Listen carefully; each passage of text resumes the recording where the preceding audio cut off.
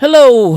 Wasn't that the longest January of your life? At least we still have Tokusatsu. I'm sorry for all of you Super Sentai fans. Anyway, without further ado, here's a recap and some of my thoughts on episode 16 to 20 of Kamen Rider Zeztz. We're in a dream that looks to be an idol concert for Nemu, and she gets eaten by a wolf nightmare while wearing a red hood. Okay, chasing the wolf, Baku runs into Zero, who wasn't really pleased he bypassed his orders last time. Baku didn't like what Code did to Nox and asks him about the organization's secrets, but Zero instead wakes him up in the most horrifying way. I would piss my pants if that happened to me in my dreams. Now awake, Baku enters the command center with Minami, serving Nazca and Fujimi some breakfast.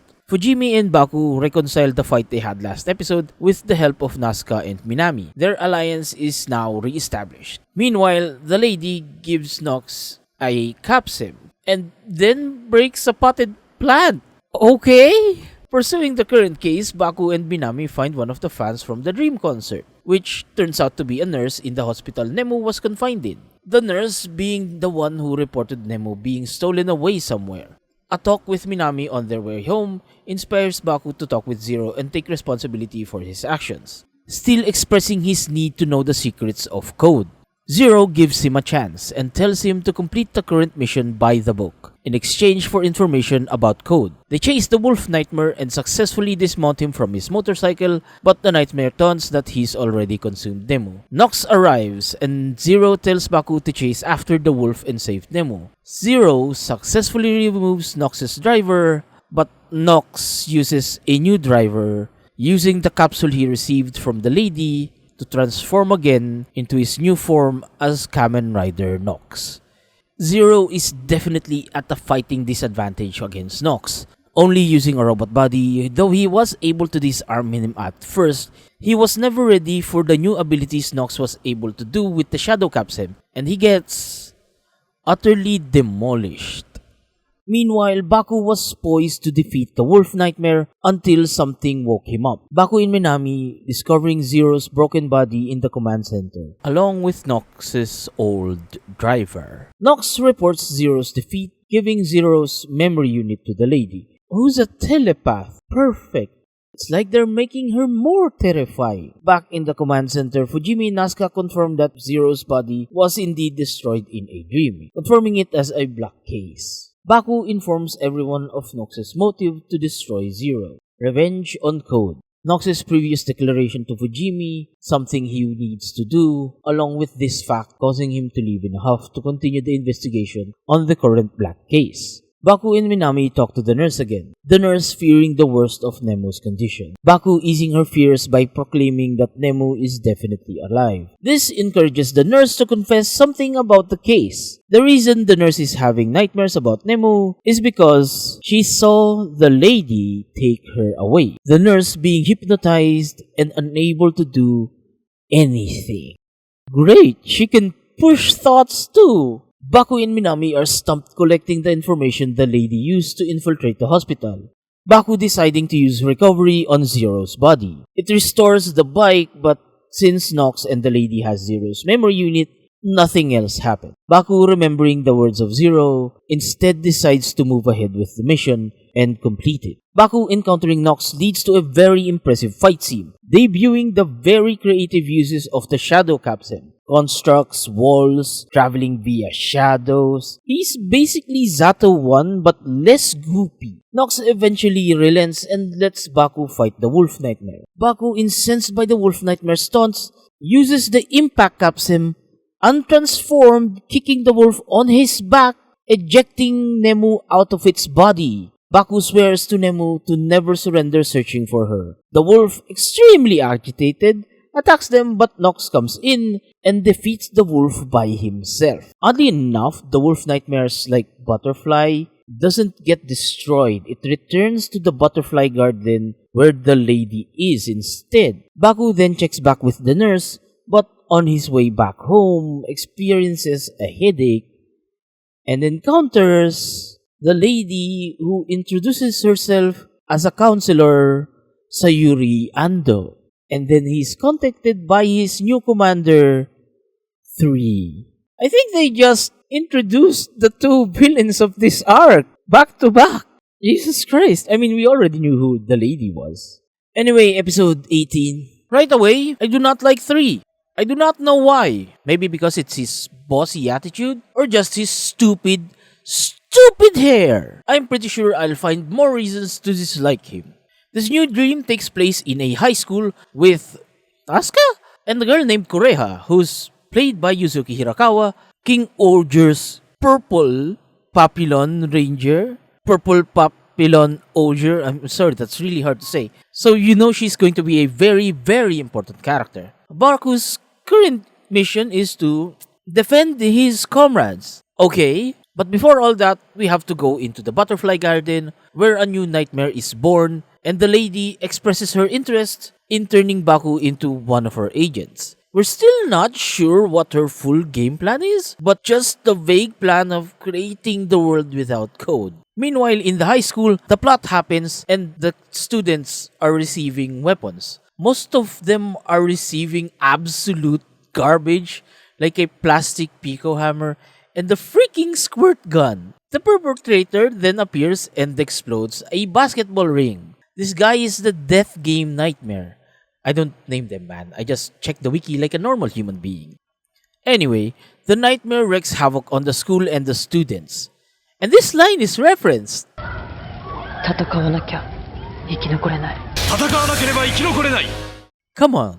Come on! Kureha, being the only person with a viable weapon, a gun, resolves to fight. Baku wakes up outside of his closet. That's a weird sentence to say. Apparently, 3 just threw him out, the asshat. Baku informs Nazca that she was in her dreams, and Fujimi confirms that Nazca's classmates are disappearing. Well, her former classmate, she's already a cop. This understandably disturbs her, and she leaves in a hurry to her alma mater, meeting Kureha on the scene investigating the disappearances as a journalist. And they have tension.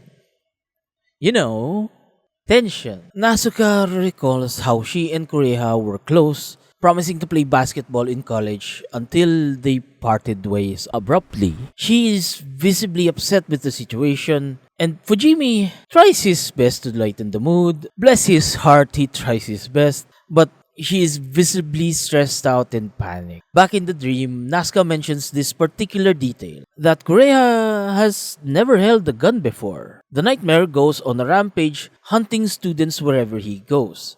It's very much a horror movie. The nightmare kills aren't gory, they're just Tekken hit effects, but they are quote-unquote dead. Remember, these people are being disappeared in the waking world. Families are waking up to their loved ones disappearing, and the nightmare is enjoying his kills. It's very upsetting and messed up. Man, how did this get past Japanese TV? It's insane! Kureha, hunting the nightmare, runs into Baku, recognizing him as 7, remembering she's in a dream. Her dream. The nightmare goading her to fight. And there it is, the payoff to Nazca's question. Kureha holding a gun like a professional, even being able to dodge a bullet thrown at her instinctively. Baku's fight with the nightmare awakens something in Kureha. And then Nox appears to fight Baku again. The nightmare then attacks Kureha while Baku is fighting Nox, with Nox using a capsem to Barret Wallace Baku's barrier. Baku then remembers Kureha attending the same cram school, and confirms she used to be an agent of code. Looks like this was the actual intended mission, to awaken Kureha's memories so she can return as an agent. The reason Kureha parted ways with Nazca was her being called into service by code, but due to a botched mission, she had her memories erased. Nazca, being the other person with the viable weapon, a metal bat, resolves to fight as well, running away with Nemo chasing her. Nemo then encounters Nox, who just straight up tells her that the nightmares are coming from her mind, her glimpsing a view of the Butterfly Garden and the birth of a nightmare. In the waking world, Baku tells Nazca that Kureha is an agent of code, slowly regaining her memories as an agent.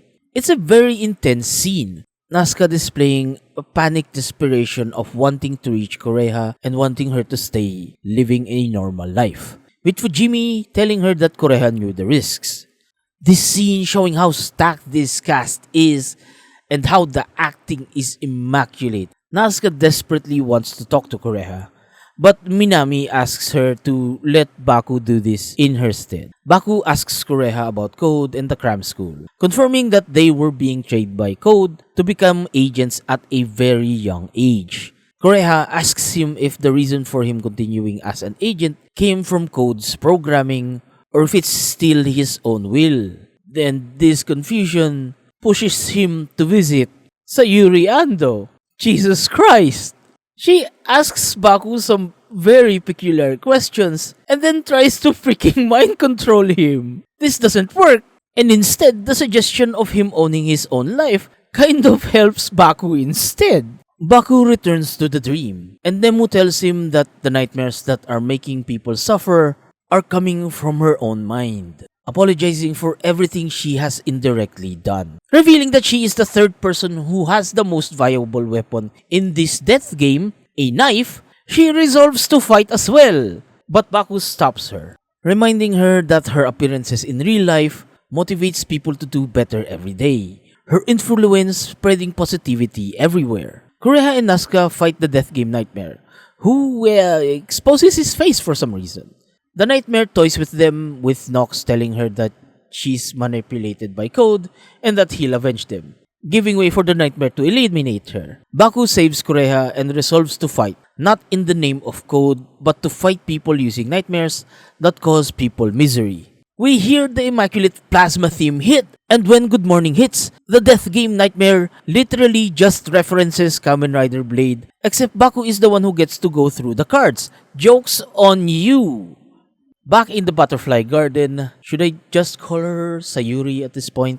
Nah, stick with the lady. The lady teases Nox's possible face turn, with Baku, Fujimi, and Nazca celebrating? I'll go with celebrating the return of the missing people from Nazca's class. Koreha gives Nazca her camera and we get more tension between them. How dare you do this to me, TV show? Koreha then meets with 3 to officially rejoin Code, receiving her own driver. Gotta praise Toei for releasing a set of JRPG episodes, airing these near the launch of Dragon Quest VII Reimagined, with Nemu's costume clearly a reference to Alina from Dragon Quest IV, is really awesome. I myself am enjoying the game at the moment. The dream starts with the introduction of 2 kid heroes, with Nemu as their guide.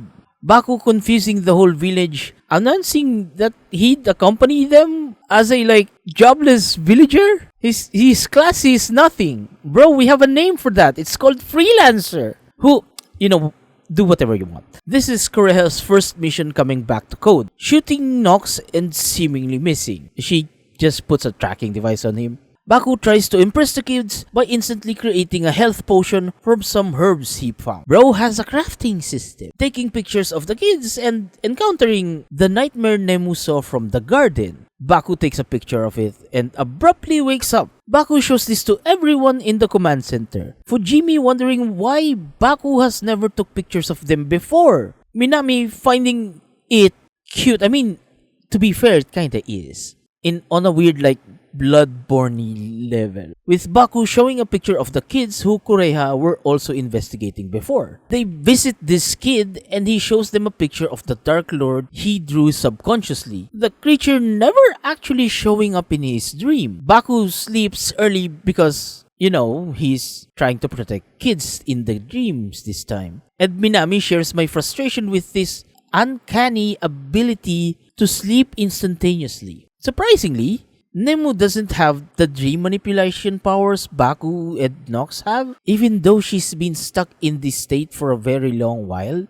They spot the nightmare watching them, and Baku elects to finish it quickly using impact to hit it with a finisher. The nightmare survives this and runs. The nightmare clearly acting and talking like a child. This is where we find Nox roaming in the dream, being ambushed by Koreha and another rider. Lord 5 arrives, giving Nox a beatdown, binding him in chains. Meanwhile, Baku eventually beats the nightmare only to find there's a whole bunch of them more alive. Five's interrogation of Nox confirming the worst, revealing a castle filled with mines doors. The episode ends hinting that the dreamers might be all of the kids in the village in the beginning. Man, this show is a ride. I'm excited for the next episode coming out this week.